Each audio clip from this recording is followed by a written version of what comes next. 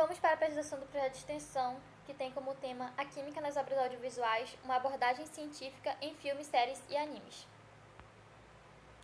O filme que vamos falar hoje é um filme muito famoso, que é A Grande Descoberta, que é um filme que vamos ver a equação de Einstein, né? Muito famosa. Então, esse documentário, ele não só vai explicar a equação que transformou o universo. E em 1905, um jovem e obscuro funcionário de um escritório suíço de patentes, ele concluiu que a massa e a energia, elas são inseparáveis na natureza. Essa ideia, ela ainda viria a mudar completamente a forma como vemos o universo. E o jovem, o formulador, o Albert Einstein, muito famoso, meu Deus, ele seria aclamado como o mais famoso nome da física moderna. Esse filme ele vai permitir que o telespectador ele vai compreender a equação de Einstein e, paralelamente, ele vai revelar também a trajetória de outros grandes nomes da ciência. Por exemplo, o Michael Faraday, o Anthony Lavoisier, e também que a gente vai ver no filme, e o Lise Meitner. Eu não sei se é assim se pronuncia o nome dele. As histórias desses gênios inovadores, com suas parcelas de sucesso, fracasso, amor e rivalidade, política e vingança, constituem uma verdadeira saga que vai influenciar Einstein desde muito jovem. Então vamos lá, eu sou André Borges de Carvalho e a coordenadora do projeto é a doutora Rosalina Ribeiro Soares. Vamos falar sobre as reações químicas e as leis ponderais. Então, o que são as leis ponderais? As leis ponderais, elas são um conjunto de 3 afirmativas sobre o comportamento das massas durante as reações químicas. E as reações químicas, elas são ações que ocorrem entre 2 ou mais substâncias que dão origem a diferentes compostos. Por exemplo, aqui do lado esquerdo, na minha esquerda, temos os reagentes e do lado direito os produtos. A mais B, por exemplo, hidrogênio mais qualquer outro elemento, por exemplo, mercúrio, vai formar uma substância, por exemplo, que a gente vai ter os produtos. Aí vamos ter os reagentes e os produtos. Depois da seta, os produtos. O que são as leis ponderais? O que são as 3 leis ponderais, na verdade? Vamos ter a lei de Lavoisier, ou a lei da conservação de massas, a lei de Proust, ou a lei das proporções definidas, e também vamos ter a lei de Dalton, ou também a lei das proporções múltiplas. Então, qual a importância das leis ponderais? As leis ponderais, elas foram muito importantes para o avanço da química, e da medicina, e da farmácia também. Com essas observações, as descobertas feitas, foi possível observar a formação, na verdade, a manipulação de medicamentos, pilhas e compostos cada vez mais eficientes, pois os cálculos eram mais precisos. Então, foi uma grande inovação na química. Ai, cara, foi incrível. A lei, então vamos falar agora, né, da lei de Lavoisier, que foi a primeira lei, a lei da conservação de massas. A lei de Lavoisier é chamada de lei da conservação de massas, introduzida pelo químico francês Antoine Lavoisier. E seu enunciado é: a soma de massas das substâncias reagentes em um recipiente fechado é igual à soma das massas dos produtos da reação. Na natureza nada se cria, nada se perde, tudo se transforma. Essa frase é muito famosa, gente, na química, então.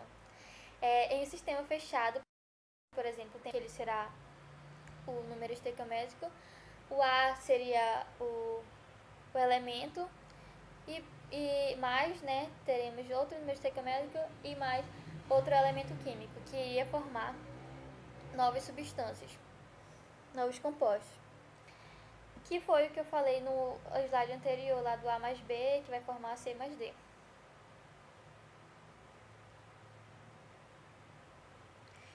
Vamos notar aqui que nessa frase que ele está falando, na natureza nada se cria, nada se perde, tudo se transforma, está inspirada na lei da conservação das massas de Lavoisier. Ele posto que um químico ele descobriu as reações químicas, os elementos eles não desaparecem, mas sim eles vão se rearranjar e se transformarem em outros, mantendo assim as quantidades, vão ter as mesmas quantidades.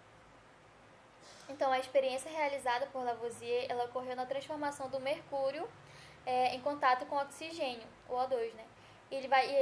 Ali nesse experimento, acabou formando o óxido de mercúrio, Dessa forma, Lavoisier ele fez vários experimentos analisando as massas dos reagentes e dos produtos nas reações químicas, o que levou ele a constatar que as massas dos elementos envolvidos nas reações, né, após elas reagirem, elas são constantes, ou seja, a reação ela vai possuir a mesma massa inicial.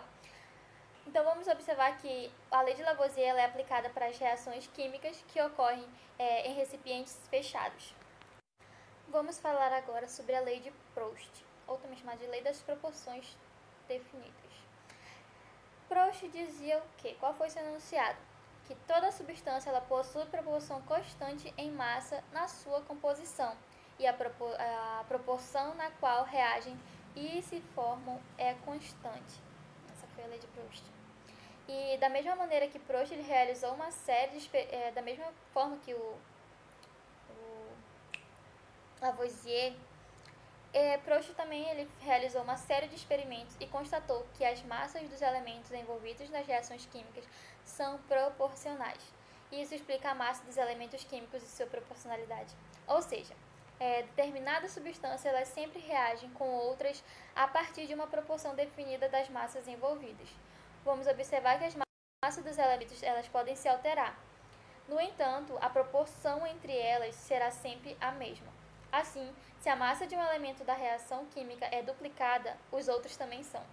E isso explica o processo de balanceamento das reações químicas e os cálculos estequiométricos.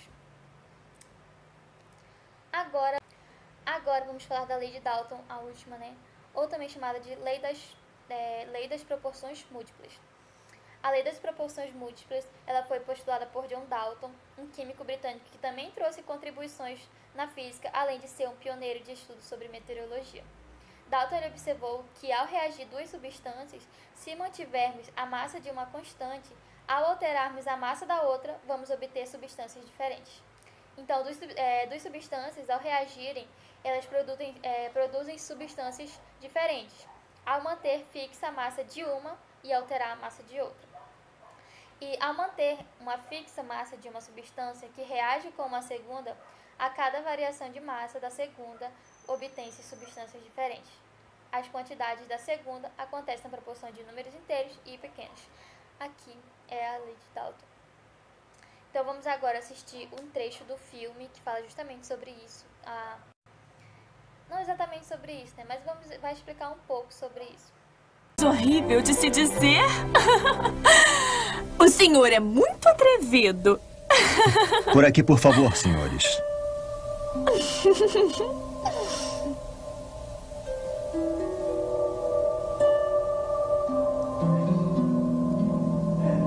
Senhores, é minha grande ambição demonstrar que a natureza é um sistema fechado.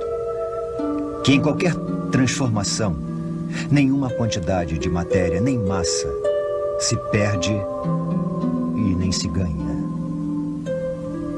Por aqui, por favor.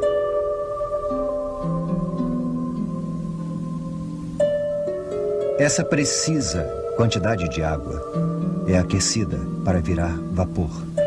Esse vapor é posto em contato com uma barra de ferro em brasa envolta em carvão. Neste lado, esfriamos o vapor. Mas o que é interessante, coletamos menos água do que quando começamos. Então é claro que perdemos certa quantidade de água. Contudo, também coletamos um gás. E o peso da barra de ferro aumenta. Então, quando combinamos esses dois elementos, o novo peso da barra de ferro e o gás que coletamos, eles são exatamente iguais ao peso da água perdida. Mas é ar atmosférico, Sr. Lavoisier? Não, porque eu meço tudo meticulosamente. Eu posso ver que está mais leve do que o ar à nossa volta. E além disso, está mais inflamável. Vá lá. A água é feita de hidrogênio e oxigênio. Então o que ele fez foi pegar o oxigênio para colocá-lo